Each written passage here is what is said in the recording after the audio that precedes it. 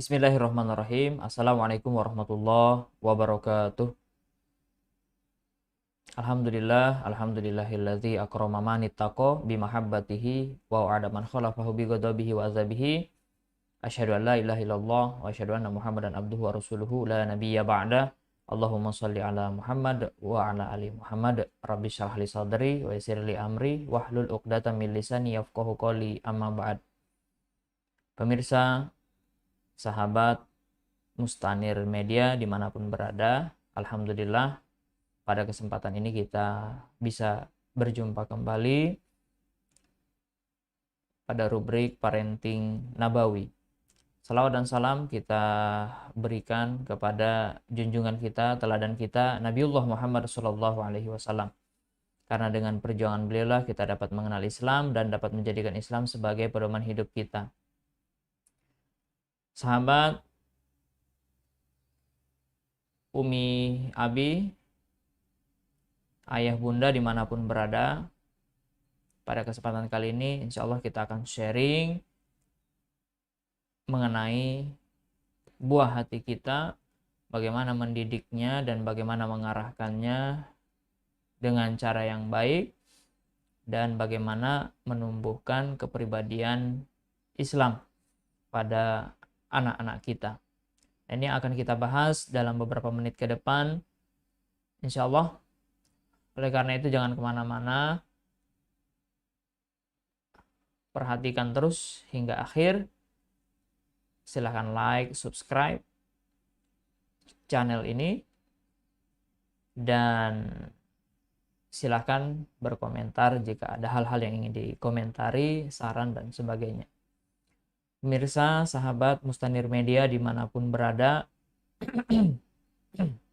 kita mengetahui bahwa kita mempunyai visi yang sangat besar dalam mendidik anak-anak kita. Apa visinya? Yaitu menjadikan anak-anak kita adalah anak-anak yang soleh, anak-anak yang berbakti kepada kedua orang tua, anak-anak yang menjadikan Islam sebagai pedoman hidupnya. Inilah visi besar kita, inilah impian besar kita. Kalau ada cita-cita, maka cita-cita tertinggi adalah hal tersebut. Ya, bagaimana menjadikan anak taat kepada Allah. Ini yang paling penting.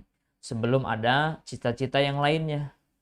Ingin jadi pilot, ingin jadi dokter, atau ingin menjadi YouTuber. Yang paling pertama cita-citanya adalah apa? Bagaimana nanti mereka bisa soleh, taat sama Allah, dan sebagainya.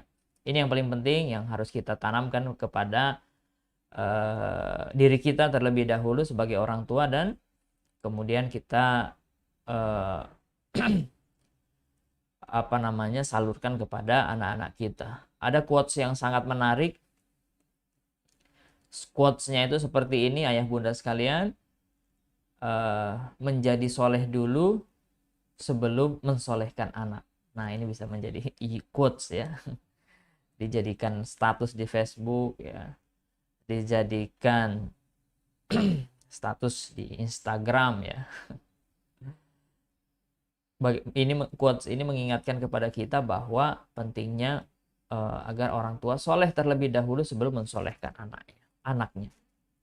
Pemirsa, sahabat Mustanir Media dimanapun berada, menumbuhkan kepribadian Islam pada anak. Kalau kita disuruh memilih, ada 4 pilihan nih misalnya. Pilihan pertama, anak tidak soleh tapi orang tua soleh. Pilihan yang kedua, anak soleh, orang tua tidak soleh. Pilihan yang ketiga, anak tidak soleh, orang tua juga tidak soleh. Pilihan yang keempat, anak soleh, orang tua juga soleh. Pilih yang mana? Umi, Abi, ayah bunda sekalian, pilih yang mana? 1, 2, 3, atau 4? Silahkan komen di bawah. Tentu saja kita ingin yang keberapa? Pasti ingin yang ke-1, anak soleh tapi anak tidak soleh, tapi orang tuanya soleh. Soleh di dunia, tapi nanti anaknya tidak soleh, anaknya durhaka.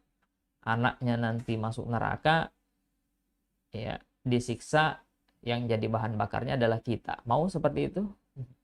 Atau anak yang soleh, orang tuanya tidak soleh. Anaknya masuk surga, orang tuanya masuk neraka. Nauzubillah.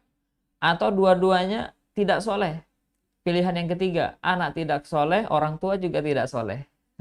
Dua-duanya masuk neraka. Ya. Ini anak bapak sama saja ini.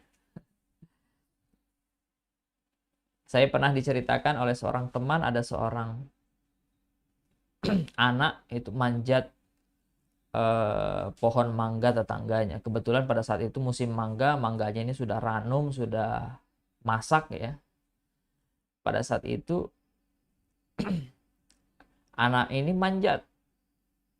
Ketika dia sudah manjat, hampir dia ambil itu buah mangga, kemudian si tetangga keluar. Bilang si tetangga tadi, nak, jangan ambil. Jangan ngambil. Ya. Belum minta lagi. Kalau kamu ambil, saya bilangi bapakmu nanti. Sekalinya ketika dia, setelah itu dia tambah tinggi manjatnya ya. Dibilangi lagi sama tetangganya tadi, nah jangan ambil, itu bukan milikmu, jangan diambil ya. Kalau bahasa kita nyuri ya. Nyepai. Ternyata apa, dia makin naik. Ketika dia makin naik, ternyata apa, ada bapaknya di atas di atas pohon mangga tadi. Apa bilang si anak tadi, bapak, kita ketahuan. Ternyata ada bapaknya di atas pohon mangga ya. Ini anak bapak sama saja ini.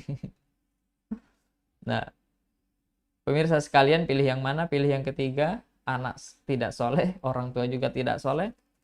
Atau pilihan yang keempat, anak soleh, orang tuanya juga soleh. Ya, ketika nanti menghadap Allah di akhirat kelak, sama-sama bahwa bersaksi semuanya bahwa mereka adalah orang-orang yang soleh, kemudian Allah masukkan dia ke dalam surganya Allah Subhanahu wa Ta'ala. Sekali lagi, pilih yang keberapa? Pemirsa, Umi Abi, sahabat Mustanir Media dimanapun berada, di dalam Al-Quran disebutkan bahwa anak itu nanti ada yang menjadi penyenang hati, ada juga yang nanti menjadi musuh. Ya. Kalau kita baca di Quran surah Al-Furqan ayat 74. Ya. Allah Subhanahu wa taala berfirman, A'udzubillahi minasyaitonirrajim. Bismillahirrahmanirrahim. Walladzina yaquluna rabbana hablana min azwajina wa dzurriyyatina qurrata a'yunin waj'alna lil muttaqina imama. Nah, di situ ada dikatakan qurrata a'yunin. Ya. Walladzina yaquluna rabbana hablana min azwajina ya wa dzurriyyatina, dan orang-orang yang berkata, ya Tuhan kami, anugerahkanlah kepada kami istri-istri kami dan keturunan kami apa? Qurrata a'yunin. Wa dzurriyyatina qurrata a'yunin, sebagai penyenang hati. Hati siapa? Hati kami, orang tua ya. Wa ja'alna lil muttaqina imama, dan jadikanlah kami imam bagi orang-orang yang bertakwa. Al-Furqan ayat 74. Pada ayat ini Allah menggambarkan ya bahwa orang-orang itu berdoa agar dianugerahkan istri keturunan yang apa? Qurrata a'yunin. Yaitu apa? Sebagai penyenang hati. Ya. Artinya apa? Berarti ada anak keturunan itu yang menjadi penyenang hati bagi orang tuanya. Ya, bayangkan kalau misalnya dia menjadi anak yang soleh. Ya, ketika dia bersekolah prestasinya luar biasa. ketika nanti dia belajar tekunnya luar biasa, ya. Dia lanjut misalnya di pesantren, lanjut S1, S2, S3-nya di Mesir. Kira-kira orang tua senang tidak? Atau misalnya sekolahnya di dalam negeri saja ya. Akan tetapi misalnya dia sekolah umum saja. Jadi dokter, jadi guru, akan tetapi apa solehnya luar biasa. Senang tidak? Pasti senang. Ya, seperti itu.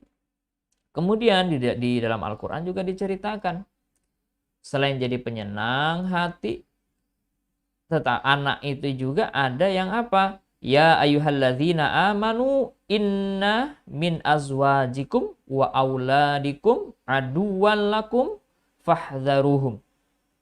Aduwwan lakum fahdharuhum. Hai orang-orang yang beriman, ya ayyuhalladzina amanu inna min azwajikum, sesungguhnya di antara istri-istrimu, wa auladikum, dan anak-anak kamu, anak-anakmu, aduwwan lakum, menjadi musuh bagimu. Nah, ini ada anak ternyata menjadi musuh. Fahzaruhum. Maka berhati-hatilah kamu terhadap mereka.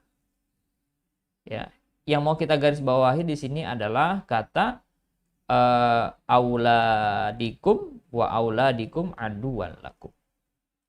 Anak-anak keturunan yang menjadi musuh. Ya. Maka berhati-hatilah kamu, kata Allah Subhanahu wa taala. Nah, seperti itu. Jadi musuh, ada anak itu yang menjadi musuh. Maksudnya apa? Anak yang menjadi sumber kesedihan, sumber kekecewaan bagi orang tuanya. Ada anak yang seperti itu.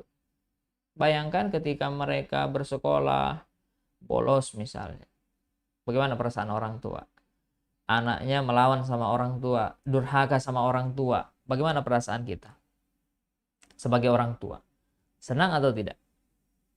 Ya kan? Kemudian ketika anaknya selalu bermasalah di sekolah, ya, ketika disuruh ke sekolah malah keluyuran kemana-mana, ya. Kalau zaman dulu kita, ya, sebelum pandemi, ya, kalau bolosnya itu apa? Bolosnya anak-anak sekolah itu kalau dia pas lagi turun sekolah, tapi tidak pergi ke sekolah, malah datang ke warnet misalnya, atau pergi ke tempat temannya main game dan sebagainya. Itu bolosnya.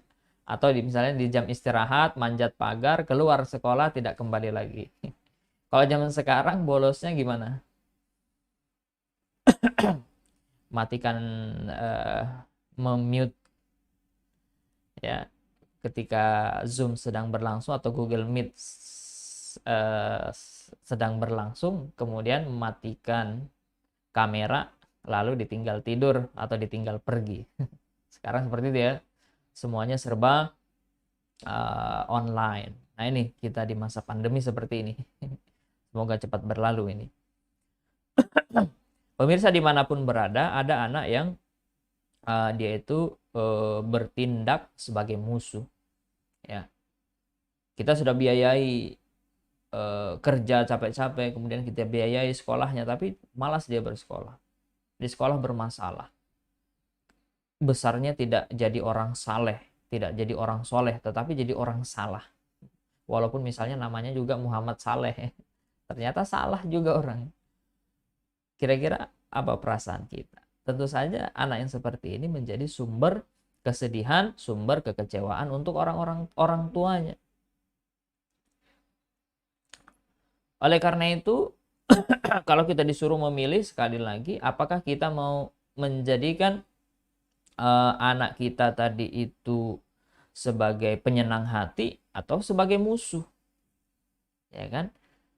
Dan itu juga yang memiliki peran besar dalam membentuk anak itu, entah dia nanti menjadi musuh atau menjadi penyenang hati, adalah apa?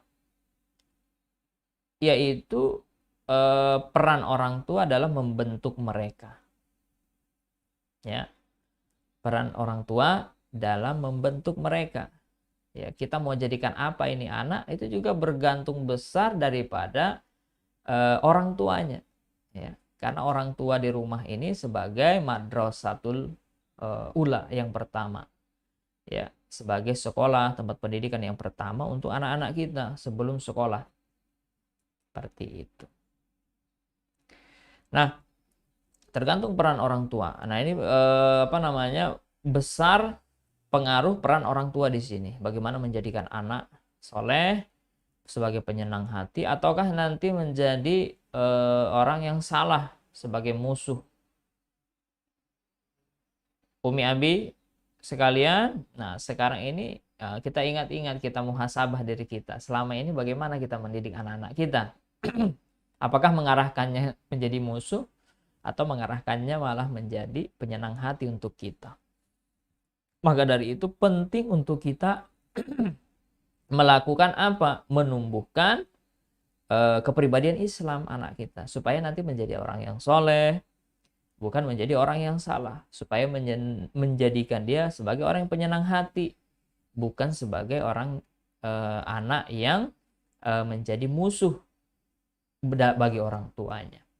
Pemirsa, sahabat Mustaqil Media, Umi Abi, ayah bunda dimanapun berada, sebelum kita mengetahui bagaimana cara membangun kepribadian anak-anak kita, ya, sebelumnya kita mesti tahu dulu apa itu kepribadian Islam, apa saja unsur-unsurnya, dan bagaimana nanti membentuknya. Nah, ini yang perlu kita pahami dengan baik.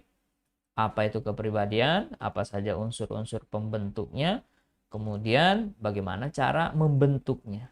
Nah, ini yang perlu kita ketahui agar nanti kita bisa terapkan kepada anak-anak kita. Ya, insya Allah kita akan sharing nanti masalah ini. Mudah-mudahan pada malam ini kita bahas dengan clear, kita bahas dengan dengan mantap, sehingga nanti bisa kita pahami bersama, kemudian bisa kita terapkan untuk anak-anak kita. Nah, yang pertama, apa itu kepribadian Islam? Ternyata kepribadian ya, kepribadian manusia itu, ya ini kalau kita jabarkan, kepribadian manusia ya itu dibentuk oleh apa? Ya, kepribadian manusia itu dibentuk oleh dua, yaitu pola pikir dan pola sikap. Ya, dua itu perlu kita ingat. Yang membentuk kepribadian manusia itu adalah pola pikir dan pola sikap. Kalau pola pikirnya Islami, pola sikapnya Islami, maka dia akan menjadi kepribadian yang Islami. Kalau di matematika ada rumus A plus B sama dengan C misalnya. Maka pola pikir ditambah pola sikap akan menjadikan dia akan menjadi kepribadian. Pola pikir Islami, ditambah pola sikap Islami akan menjadi apa? Kepribadian yang Islami. Kalau ada salah satunya yang tidak Islami, misal pola pikir Islami, pola sikapnya tidak Islami, atau pola sikap Islami, pola pikirnya tidak Islami, apa yang terjadi? Kalau bahasa psikologisnya split personality, kepribadian yang pecah, ya, terjadi split di situ. Di satu sisi ini Islami, satu sisi tidak Islami. Ya, kalau dia menggambarkan sesuatu, ketika dia berbicara, Islami, tetapi dalam pola prakteknya sikapnya tidak Islami. Nah, ini split personality, ya, seperti itu. Jadi kalau mau kepribadian Islami, sekali lagi pola pikir Islami dan pola sikap Islami. Ini pembentuknya. Jadi kepribadian itu yaitu tadi pola pikir dan pola sikap yang terbentuk di dalam diri si anak itu tadi, diri atau secara umum diri manusia. Ya. Kalau pola pikir dan pola sikapnya Islami, maka akan terbentuk pola sikap yang Islam, kepribadian yang Islami, seperti itu. Dan ingat, kepribadian itu atau kepribadian itu Islami atau tidak, itu tidak ditentukan oleh fisik, tinggi, pendek, berat, ringan, tidak ditentukan oleh itu. Ya. seperti itu. Tidak ditentukan oleh itu. Ya. Kalau ditentukan oleh itu, maka apa? Kalau misalnya setiap orang ganteng itu pasti baik kepribadiannya. Berarti semua orang ganteng itu baik semua dong kepribadiannya. Tapi pernahkah kita melihat orang ganteng tapi tidak baik? Sering kan? Orang cantik tapi tidak baik? Sering kan ya? Seperti itu. Makanya fisik itu tidak menentukan kepribadian seseorang. Ya. Kemudian apalagi? Keturunan. Ya. Bapaknya ustadz, mamanya ustazah. Apakah otomatis anaknya itu ketika lahir kemudian jadi anak, kemudian apakah otomatis kepribadiannya Islami? Ternyata tidak. Sekalipun tadi ibunya ustadz, ustazah, abinya tadi ustadz. Pernah lihat ustadz bapaknya, ustazah ibunya, tapi anaknya jadi orang yang tidak soleh? Ada. Ya seperti itu. Walaupun nanti kalau ibunya soleh, ayahnya soleh, berpotensi besar, anaknya juga bakalan menjadi orang-orang yang soleh. Nah, ini berpotensi besar. Kemudian kepribadian tidak ditentukan lagi oleh apa? Bentuk wajah. Nah, itu. Kepribadian seseorang itu tidak ditentukan oleh bentuk wajah. Tidak ditentukan oleh bentuk wajah. Kalau karakter mungkin iya. Sebagian ahli psikologi itu pernah menemukan bahwa bentuk wajah seseorang itu ternyata ada hubungannya dengan karakter. Ya, karakter beda dengan kepribadian ya. Seperti itu. Karakter itu misalnya keras, lembut dan seterusnya. Pemalu. Nah, ini karakter. Ya. Katanya yang pernah saya dapatkan itu dari salah seorang pakar psikologi, Profesor Roni namanya. Nah, itu melakukan penelitian bentuk-bentuk wajah manusia yang katanya sih wallahu alam, kalau ada orang yang dengan dagunya yang lancip itu berarti keras dia. Keras. Kalau pakai teori ini, wah ini jangan-jangan Umar bin Khattab ini dagunya lancip. Ya. Profesor Roni ini berkeyakinan bahwa kalau ada dagunya lancip itu orangnya keras. Keras dia. Kalau ingat ayah bunda sekalian, kalau ingat dulu kasusnya siapa dulu itu yang kopi Mirna sama siapa itu kasusnya, yang pelakunya itu yang dituduh sebagai pelaku itu kan punya bentuk wajah yang seperti itu, kemudian dia disimpulkan punya karakter keras ya. Kalau karakter seperti itu, dan karakter ini semestinya itu bisa diarahkan. Keras belum tentu dia buruk ya. Keras orangnya tegas bisa diarahkan menjadi soleh. Seperti itu. Sebagaimana dulu Umar bin Khattab, keras orangnya, akan tetapi soleh luar biasa. Ya, bisa diarahkan oleh Rasulullah Shallallahu Alaihi Wasallam. Ada juga orang karakternya pemalu. Ya, pemalu tapi bisa juga diarahkan menjadi baik ya. Jadilah seperti Utsman bin Affan. Sahabat Utsman bin Affan ini pernah suatu ketika Rasulullah Shallallahu Alaihi Wasallam itu duduk-duduk di rumahnya, kelihatan bagian pahanya. Ya. Ketika Abu Bakar masuk, Rasulullah tetap seperti itu keadaannya. Kemudian Abu Bakar masuk, Umar bin Khattab masuk. Akan tetapi ketika Utsman masuk, apa yang dilakukan oleh Rasulullah SAW? Dia tutupi pahanya itu dengan bajunya. Kemudian ditanya sama istri, ya Rasulullah, tadi kenapa pas Abu Bakar masuk kamu diam biasa-biasa saja? Ketika Umar masuk kamu biasa-biasa saja. Tetapi kenapa ketika Utsman masuk kamu menutupi pahamu tadi? Apa kata Rasulullah? Wahai istriku, tidakkah kamu tahu Utsman ini malunya luar biasa ya. Bahkan malaikat pun malu sama dia. Nah ini ya, karena dia punya rasa malu yang luar biasa. Tentu saja rasa malu kalau punya Anak yang pemalu ya diarahkan saja malunya. Itu hanya malu ketika berbuat maksiat, malu berbuat buruk. Ya, nah, ini sifatnya Utsman. Ya, kalau kita membaca hadis tentang sahabat-sahabat yang masuk surga, Utsman itu nanti dipasangkan dengan siapa? Rasulullah nanti masuk ke dalam surga. Ya, sahabat yang lain nanti dengan nabi-nabi yang lain. Nah, ini kalau kita baca hadisnya. Pemirsa, Umi Abi yang dirahmati Allah Subhanahu wa taala, itu karakter. Beda dengan kepribadian ya. Seperti itu. Karakter-karakter ini bisa diarahkan ya. Anak-anak itu coba kita perhatikan kalau dia main. Ada anak-anak itu tipe-tipe yang punya karakter pemimpin misalnya. Dia kalau main pasti mau jadi pemimpin, pasti yang ingin yang menjadi dantonnya ya.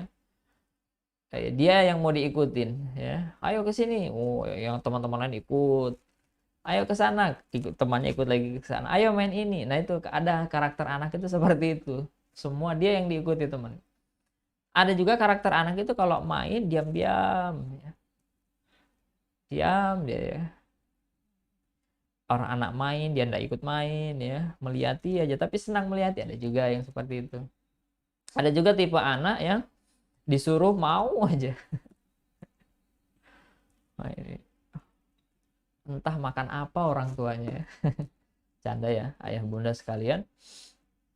Diajak sana mau, diajak sana mau. Ada juga tipe anak itu pemalu, betul ya. Diambil malu, kadang nangis kalau diambil sama pamannya, ditegur sama neneknya misalnya. Ya, malu dia. Atau ada tetangga bersilaturahim ke rumah, kemudian mana si siapa? Si Ahmad misalnya. Mana si Ahmad? Ketika dia lihat, oh dia lari si anak. Ada yang seperti, ada juga yang tipenya itu kalau ada tamu malah cari perhatian, caper ya. Ada anak-anak yang seperti itu. Nah, itu kita perhatikan karakter anak itu. Ya, nanti mungkin kapan-kapan kita bisa bahas ya. Insyaallah nanti ada gimana tipe-tipe bermain anak dan cara memilihkan mainannya. Nah, itu ada teknik-tekniknya. Kemudian nanti bagaimana cara karakter belajar anak, kemudian bagaimana cara mengarahkannya, itu ada nanti. Ada dikenal dengan tipe VAK, modalitas VAK namanya. V itu visual, anak yang bermainnya visual, kemudian A ada yang namanya auditory, kemudian K kinestetik. Nah, itu anak-anak ada yang cenderung nanti visualnya, auditorinya, ada kinestetiknya ya. Insya Allah kapan-kapan kita akan bahas itu. Yang pada kesempatan kali ini kita tidak khusus ke sana ya. Kita beberapa pertemuan awal insya Allah membahas yang secara umum-umum saja dulu. Kemudian kepribadian itu tidak ditentukan oleh hari lahir. Wah, ini hari lahirnya hari Selasa. Wah, ini orangnya begini gini gini. Wah, ini tanggal sekian dan seterusnya. Wah, itu tidak menentukan. Kemudian tanda tangan. Wah, ini kok tanda tangannya mengarah ke bawah, oh kepribadiannya tidak bagus. Kalau nanti tanda tangannya ujung tanda tangan mengarah ke atas berarti bagus. Saya pernah ikut salah satu training ya, katanya tanda tangan itu juga berpengaruh.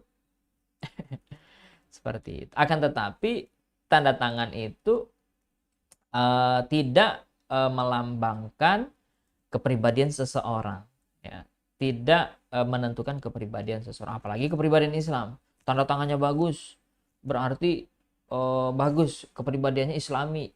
Kemudian tanda tangannya kurang bagus kelihatannya, wah berarti tidak Islami. Pertanyaannya kemudian, betulkah seperti itu? Yang kedua, siapa yang menentukan dia itu Islami atau tidak tanda tangannya kan ya? Terus kalau tanda tangannya X gimana? Ya, ada tanda tangan orang itu cuma huruf aja. Mungkin misalnya namanya Y, Yusuf Y aja misalnya. Ayo, seperti apa itu? Kan, nah, makanya mungkin kalau karakter tadi mungkin iya ya. Mungkin iya. Akan tetapi kalau kepribadian tidak menentukan. Kemudian garis tangan. Wah, ini garis tangannya seperti ini. Ada tanda 1, kemudian ada tanda V. Wah, ini bagus misalnya. Ini nanti cocoknya kerja di air misalnya. Oh, kamu garis tangan kamu. Wah, ini kok V aja ya. Tanda satunya kok tidak ada. Nah, ini kamu cocok misalnya kerja di darat. Kepribadiannya tidak baik misalnya. Tidak seperti itu. Ya, ayah bunda sekalian. Kemudian, kalau orang tidak ada garis tangannya bagaimana? Misalnya cacat dari lahir. Apakah tidak ada kepribadiannya? Kan tidak seperti itu ya. Kemudian bentuk wajah, warna kulit. Berarti kalau warna kulitnya hitam misalnya tidak baik, belum tentu. Bilal bin Rabah, sahabat Rasulullah, hitam legam badannya, akan tetapi apa? Terompahnya sudah terdengar di surga. Seperti itu ya. Kemudian banyak orang-orang yang bagus warna kulitnya, bukan bagus, putih maksud saya, akan tetapi perilakunya juga tidak baik. Perhatikan tuh koruptor-koruptor ya. Orang-orang yang kena kasus kriminalitas. Perhatikan warna kulitnya. Ya, jadi sama, ada juga yang hitam, ada yang sawo mateng, ada juga yang putih ya. Kalau tidak percaya coba aja jalan-jalan ke Eropa, ke Cina ya kan. Lihat aja itu yang wajah-wajah apa namanya? Napi-napinya ya kan. Wah, kulitnya warna apa ya kan pasti ya. Tapi kalau kita jalan-jalan ke Afrika, lihat aja napinya, warna apa kulitnya. Kita jalan ke Asia, ke ya di tempat kita Indonesia, Malaysia, yang rata-rata kulitnya itu rata-rata tidak juga putih, tidak juga terlalu hitam. Ya kan seperti itu. Artinya apa? Tidak menentukan warna kulit itu.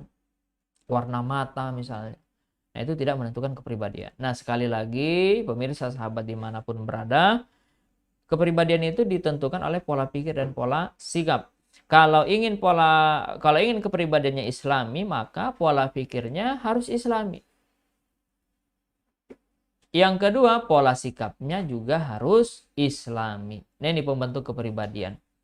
Dan sekali lagi, kepribadian Islam itu, kalau ingin kepribadiannya Islam, berarti apa? Harus menjadikan pola pikirnya Islami. Harus menjadikan pola sikapnya Islami. Bukan dengan cara apa? Bukan dengan jalan mengubah tadi hari lahir atau tanggal lahir di KTP ya. Bukan dengan mengubah tanda tangan.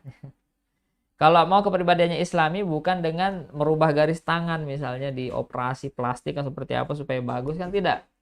Ya. Kalau mau kepribadiannya Islami ya bukan dengan mengubah warna kulit. Ya. Warna kulit atau gennya dirubah ya. Seperti salah satu artis yang sudah meninggal, dulunya dia kulit hitam, dirubahnya seluruh tubuhnya jadi kulit putih. Itu ada. Seperti itu. Bukan juga dengan mengubah warna mata. Sekali lagi, dengan apa? Bukan dengan mengubah itu. Bukan dengan mengubah wajah, mengoperasi plastik untuk memperbaiki kepribadian, tidak. Akan tetapi apa? Dengan mempercantik pola pikir dan mempercantik pola sikap. Dengan makna mempercantik tadi adalah menjadikan yang Islami. Nah, seperti itu ya. Sekali lagi, kepribadian Islam itu bisa dibentuk dengan apa? Pola pikir Islami, pola sikap Islami. Bukan dengan mengubah fisik itu tadi. Pemirsa, sahabat Mustadil Media dimanapun berada. Kemudian pertanyaan berikutnya, kalau begitu, kalau tadi pembentuknya adalah pola pikir dan pola sikap, lantas pola pikir yang Islami itu seperti apa? Nah, pola pikir yang Islami ini, atau dalam bahasa Arabnya aqliyah Islamiyah, itu setidaknya ada dua hal. Pola pikir yang Islami itu, yang pertama adalah apa? Menjadikan akidah sebagai landasan berpikir. Ya. Yang menjadi landasan berpikirnya itu adalah akidah. Ya, berarti kalau Islam tadi ya akidah Islamiyah. Ya, yang menjadikan landasan berpikirnya adalah akidah Islamiyah. Seperti itu. Orang itu cuma dua. Ya. Yang membagi, kalau manusia dibagi berdasarkan suku, ya banyak suku-suku yang ada ya kan. Banyak suku-suku yang ada. Suku A, suku B, suku C, suku D, dan seterusnya. Tapi kalau mau membagi dua antara muslim dan non-muslim, muslim atau ghairu muslim, itu bahasanya ya, atau muslim dan kafir, ya sama aja kan ya. Non-muslim itu ya bahasa lainnya kafir ya. Jadi kita santai saja menyebut kata kafir karena itu penyebutan ya. Qul ya ayyuhal kafirun, katakanlah kepada orang-orang kafir.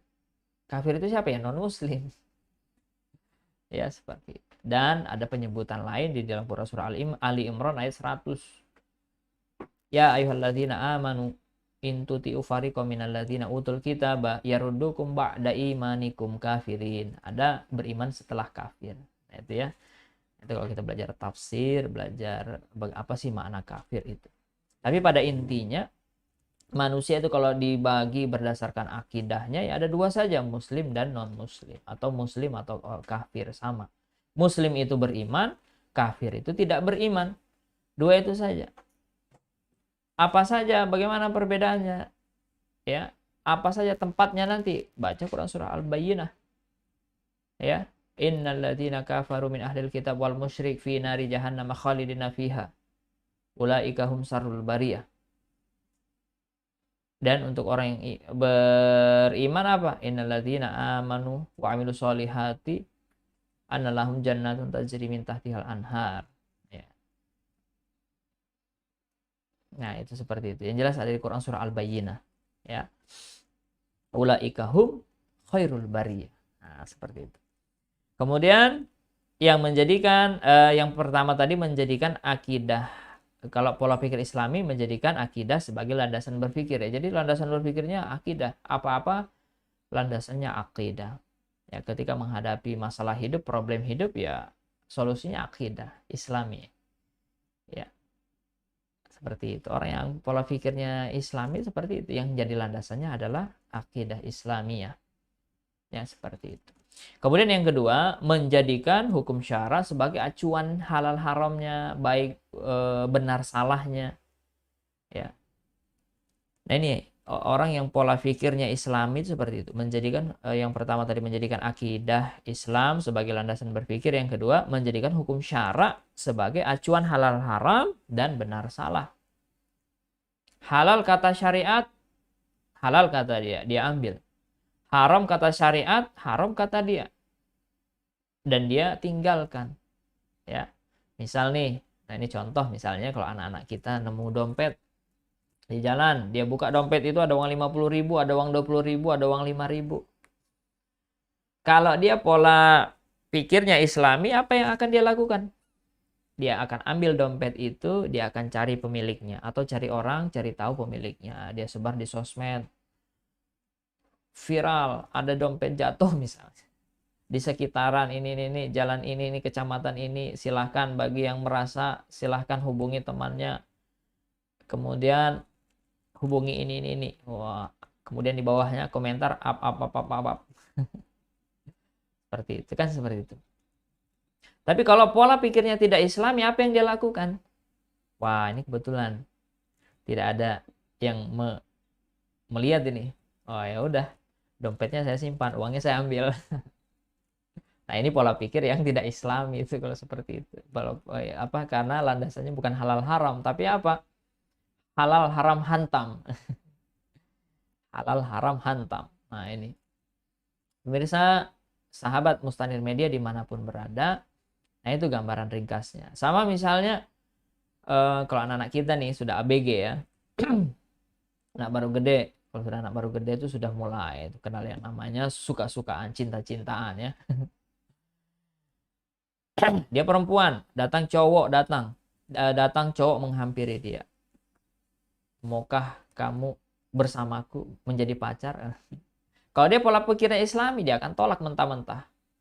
Gak boleh, kata Ustadz begini, kata Ustadz ini gak boleh yang namanya pacaran. Saya tidak akan mau. Ya, kalau kamu paksa saya kasih tahu guru, saya kasih tahu orang tua saya kalau kamu berani ganggu saya. Nah, itu pola pikir Islami. Akan tetapi kalau pola pikirnya tidak Islami, datang cowok sama dia, apa dia bilang? Bolehkah aku jadi pacarmu? Apa dia bilang? Kenapa tidak dari kemarin? Nah, inilah pola pikir yang tidak Islami. Contohnya itu seperti itu. Karena di dalam agama kita kan tidak boleh la yakhluwanna ahadukum bi imra'atin fa inna syaitana tsalitsahuma. Janganlah kamu berdua-duaan, karena yang ketiganya setan. Ada keharaman di situ ketika ada perempuan yang berpacaran berdua-duaan. Kemudian kena juga ayat wala taqrabuz zina innahu kana fahisyatan wa sa'a sabila. Mendekati zina. Ya. Imam Nawawi mengatakan dalam syarah Sahih Muslimnya, zina itu ada dua. Ada zinanya mata dengan melihat, zinanya telinga dengan mendengar, zinanya hati dengan menghayal, memikirkan, dan seterusnya. Tapi zina hakiki itu dia melakukan zina itu tadi, muhson atau apa namanya, ghairu muhson. Nah, ini yang dilakukan. Pemirsa dimanapun berada, ini gambarannya ya. Ketika kita manusia pada umumnya dan anak kita pada khususnya, ketika dia menjadikan apa namanya, landasan pola pikirnya itu adalah, acuan pola pikirnya itu adalah syariat. Jadi dua, pola pikir Islami itu menjadikan akidah Islam sebagai landasan berpikir, kemudian menjadikan hukum syarak sebagai acuan berpikir. Seperti itu. Kemudian yang kedua tadi, yang membentukkan pola pikir dan pola sikap. Pola sikap yang Islami itu seperti apa? Dalam bahasa Arabnya, pola sikap Islam ini nafsiyah islamiyah. Ya. Apa itu pola sikap yang Islami atau nafsiyah islamiyah? Ketika dia memenuhi kebutuhan hidupnya, dia lakukan dengan jalan yang Islami. Apa saja kebutuhan manusia? Kebutuhan pokok. Kebutuhan pokok itu makan, minum, tidur, istirahat, dan lain sebagainya. Kalau dia memenuhi makan minum dengan jalan cara yang halal, makan yang halal, ya, tidur di tempat yang halal, ya. Kalau dia punya teman, bersama teman yang halal, ya. Nah, berarti dia telah memenuhi kebutuhan hidupnya secara Islami. Berarti dia sudah pola nafsiyahnya, pola sikapnya itu Islami. Begitu. Kemudian itu gambaran ringkasnya. Dia juga kebutuhan manusia itu yang kedua, kebutuhan naluri. Ya, naluri kasih sayang, naluri bertuhan, naluri mempertahankan diri. Kalau dia penuhi itu dengan cara-cara yang Islami, maka pola sikapnya Islami. Naluri bertuhan misalnya, dia ibadah. Ibadahnya dengan ibadah yang Islami. Kan ibadah itu ada juga ibadah yang tidak Islami. Ibadah dalam tanda kutip, ya kan, dengan syirik, ya, sesajen dan seterusnya, menyembah selain Allah. Nah, itu menurut kita, keyakinan kita agama Islam itu adalah apa namanya, memenuhi gorizah. Kalau bahasa Arabnya itu gorizah tadayunnya dengan cara yang tidak Islami. Naluri beragamanya tidak dengan jalan Islami, maka apa, otomatis pola sikapnya tidak Islami. Kalau dia penuhi semua itu dengan cara yang Islami, maka pola sikapnya Islami. Begitu ringkasnya. Kemudian pemirsa dimanapun berada, inilah pengertian, kemudian unsur-unsur pembentuknya, apa namanya, pengertian dan unsur-unsur pembentuk kepribadian Islam. Ketika kita sudah paham itu, tinggal caranya saja bagaimana menanamkan itu pada anak-anak kita. Nah,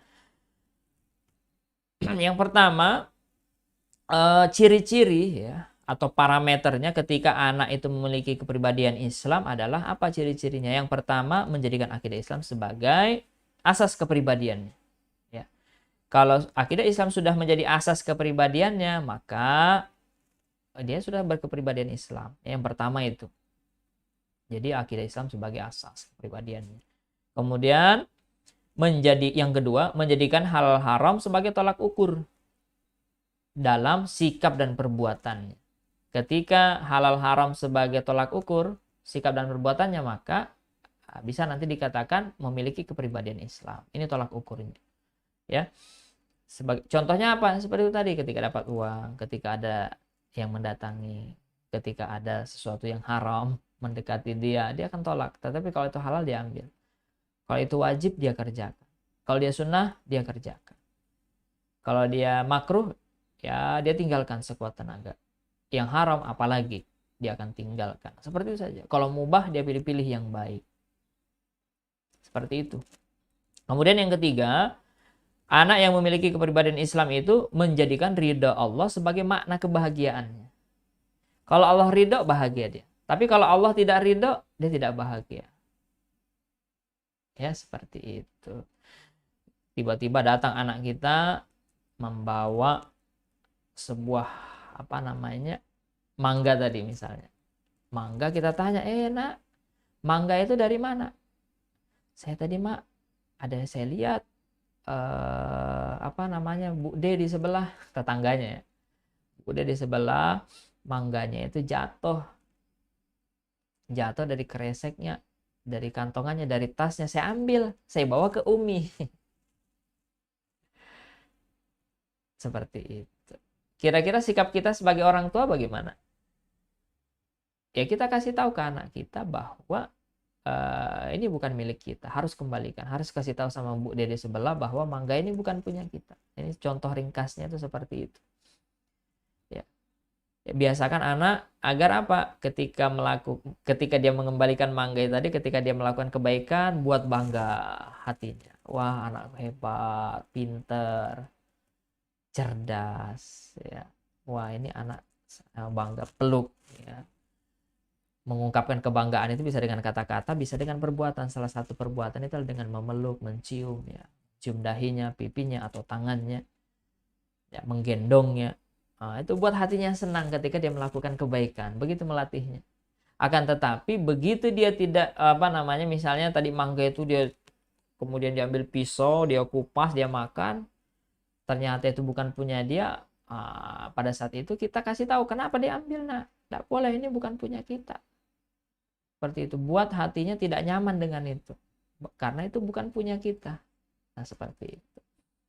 Ketika dia ridho, ketika itu bagian dari yang diperintahkan Allah atau yang dibolehkan oleh Allah, buat hati senang. Ya, nah itu dilatih buat hatinya senang. Tetapi begitu melakukan perbuatan yang dilarang oleh Allah, jangan dibuat nyaman dengan itu. Ya, suruh dia perbaiki diri, suruh dia kembalikan, atau suruh dia bertaubat dan lain sebagainya. Nah, istighfar, nah, astagfirullah, gak boleh, nah ini nggak bisa, Allah nggak ridho, nah begitu kita mengingatkan. Tapi jangan sebaliknya, ketika dapat mangga tadi, wah alhamdulillah, nah enak, kita potong sama-sama. Nah, ini orang tua tidak mencontohkan dengan contoh yang baik, sebagaimana tadi di kisah di awal tadi. Ada anak mencuri, ternyata ayahnya sudah di atas. Ayah Umi Abi, ya, Abi Umi, ayah bunda dimanapun berada, sahabat Mustamir Media. Kemudian bagaimana cara menumbuhkan kepribadian Islam? Ya, menumbuhkan kepribadian Islam, yang pertama membentuk pribadi Islami. Bagaimana membentuk pribadi Islami? Menanamkan akidah kepada anak kita, ya. Tanamkan akidah. Ya, cara menanamkan akidah bagaimana? Ya, ketika melihat latih anak kita dengan ciptaan Allah. Nah, Allah itu ada yang menciptakan. Nah, ada malam, ada siang. Nah, ada matahari, ada bulan. Itu siapa yang menciptakan? Allah loh, nak. Kadang juga anak itu tanya, Umi, Allah itu apa? Allah itu di mana? Ya, anak saya itu 2 tahun sudah tanya itu, Allah itu apa? Allah itu di mana? Allah itu pakai baju kah? Ya, seperti itu. Kadang ya kita harus ada teknik-tekniknya juga. Ya, bisa dengan teknik misalnya kita menganalogi dengan yang lain. Nah, Aib dengan Abi sama tidak badannya? Tidak sama. Nah, kemudian nak, kamu dengan kucing sama tidak? Tidak sama. Nah, begitu pula nanti Allah, ya tidak sama dengan manusia, ya, tidak sama. Nah, nanti begitulah salah satu caranya. Tidak sama. Kalau manusia itu bisa menciptakan dengan terbatas, kalau Allah maha tidak terbatas, menciptakan semua yang ada. Seperti itu. Ya, kemudian menanamkan akidah, ya. Kalau sesuatu minta pertolongan sama Allah, ketika takut, ketika jatuh, bacakan itu astagfirullah. Ketika berbuat salah, alhamdulillah. Ketika senang, masya Allah, subhanallah. Kalau melihat yang peristiwa yang bagus, sesuatu yang baik, sesuatu yang indah, itu biasakan sama anak kita. Insya Allah itu bisa memasukkan akidah ke dalam pemahamannya. Dibiasakan, ya. Karena menanamkan akidah itu dengan keteladanan dan pembiasaan. Kemudian menanamkan agar akidah Islam dijadikan landasan berpikir. Ya, apa-apa berpikirnya Islami. Nah, ini halal. Nah, ini haram. Nah, ini nggak boleh menurut Islam. Nah, itu boleh menurut Islam. Nah, seperti itu kita. Nah, ini halal. Nah, ini haram. Nah, ini wajib. Ini sunnah. Ya, mulai kecil kita biasakan dengan pembiasaan, kemudian keteladanan, pembiasaan, keteladanan, seperti itu. Kemudian menanamkan agar akidah Islam dijadikan pengendali tingkah laku. Nah, dalam Islam kamu harus begini, ini begini, bantu Umi, nggak boleh melawan, sama guru harus hormat, sama orang tua harus jaga adab, sama guru jaga adab, sama yang tua, sama adik harus sayang, sama kakak hormat, kan begitu. Cara hormatnya bagaimana, begini-gini. Kalau ketemu Kai, ketemu Abi, Umi, kalau mau jalan cium tangan ya, cium. Nah, ajarkan sebelum dia cium tangan, kita dulu yang cium tangan. Nanti dia ikutin, oh gini tuh cium tangan. Nah begitu. Kita ajarkan. Dalam Islam seperti itu nak. Nggak boleh melawan, nggak boleh ngolok. Nah ini yang kita ajarkan kepada anak kita. Ya, nggak boleh membentak misalnya. Sebelum kita mengajarkan anak kita tidak boleh membentak, orang tuanya dulu, jangan membentak. Agar anaknya tidak pemarah, orang tuanya dulu. Jangan marah-marah depan anak. Kalau orang tua marah-marah depan anak, itu akan apa? Membuat anaknya tahu cara marah-marah. Begitu pula kalau anak dari awal kita keras sama anak untuk memenuhi keinginan kita, itu apa? Mengajarkan anak juga menjadi keras, pemarah, dan seterusnya. Itu ya. Kemudian bagaimana cara menumbuhkan yang kedua, yaitu dengan membina kepribadian Islam mereka, anak-anak kita. Bagaimana membina kepribadian Islam anak kita? Yaitu dengan meningkatkan cara berpikirnya. Bagaimana cara meningkatkan cara berpikir anak? Yaitu dengan apa? Memberikan pengetahuan Islam.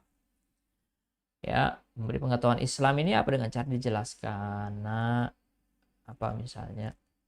Yang mudah-mudah dulu dalam Islam, misalnya ada hukum wajib, wajib itu ini, sunnah itu ini. Nah, ada rukun iman, iman kepada Allah, iman kepada malaikat, iman kepada kitab, rasul. Kita jelaskan jabarannya begini, Allah itu apa sifatnya. Ini itu kan Islam ya kan. Bagaimana nanti ajari fikih Islam. Nah, kalau mandi begini, wudhu itu begini. Kalau bersin ini yang dibaca misalnya. Kalau kita ada najis, ya ada ya seperti itu. Ada perbuatan dalam Islam, ada akhlak baik, ada akhlak buruk. Itu diajarkan sama anak pelan-pelan ya, dengan keteladanan, apalagi tadi dengan pembiasaan. Kalau sudah agak besar sedikit, akalnya sudah bisa mulai menerima, bisa menerima penjelasan, ya sudah kasih sedikit masukan-masukan buat pengajian di rumah dengan istri, dengan anak. Hiasi rumah kita dengan buku, buat perpustakaan mini di rumah ya, anak-anak bisa baca, beli buku-buku ensiklopedi, sejarah Nabi, sejarah Islam dan sebagainya untuk dia baca ya. Timbulkan tokoh-tokoh yang bakalan dijadikan teladan buat dia ya. Yang pertama Rasul, sahabat, para ulama ya, panglima-panglima Islam itu ceritakan misalnya tentang Rasul, tentang sahabat. Nah, sahabat itu begini, Rasul itu begini, ulama itu begini, panglima Islam, perang dalam Islam itu seperti ini, ada Muhammad Al-Fatih, Khalid bin Walid, itu seperti ini nak. Oh, orang hebat, Salahuddin Al-Ayyubi, kenalkan. Ketimbang dia taunya apa? Iron Man, Avenger, Thanos.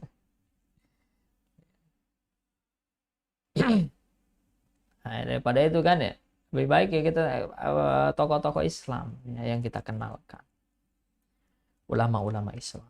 Gitu ya. Kemudian meningkatkan cara pengendalian jiwa islaminya. Bagaimana cara meningkatkan pengendalian jiwa islami? Apa? Dengan melatih dia ibadah, ya, melatih ketaatannya, menjaga dia dari maksiat. Nah, itu maksiat nak. Misalnya tetangga nih ada sesuatu maksiat, ya udah hindari nak itu nak. Jangan diikutin maksiat. Ada orang joget-joget, misalnya lagunya nggak baik, kebetulan anak lihat, nah itu nggak boleh. Nah, itu latih ketaatan, latih menghindari kemaksiatan. Dilatih anak-anak kita. Ya, itu cara untuk mengendalikan jiwa Islami anak-anak kita. Ya, ibadah diajarin. Nah, sholat yuk, ayo. Umi mau puasa besok, ikut enggak? Ayo ikut puasa. Ya, gitu kan. Kalau dia masih kecil, balita, ya udah ajak aja, enggak apa-apa. Nah, enak puasa, ikut enggak sama Umi besok? Ayo puasa, ayo kita bangun. Ya ajarin, walaupun dia enggak puasa, misalnya bangunin sahur misalnya, sama-sama ikutin aja. Ajak aja dulu, yang penting diajak dulu kan.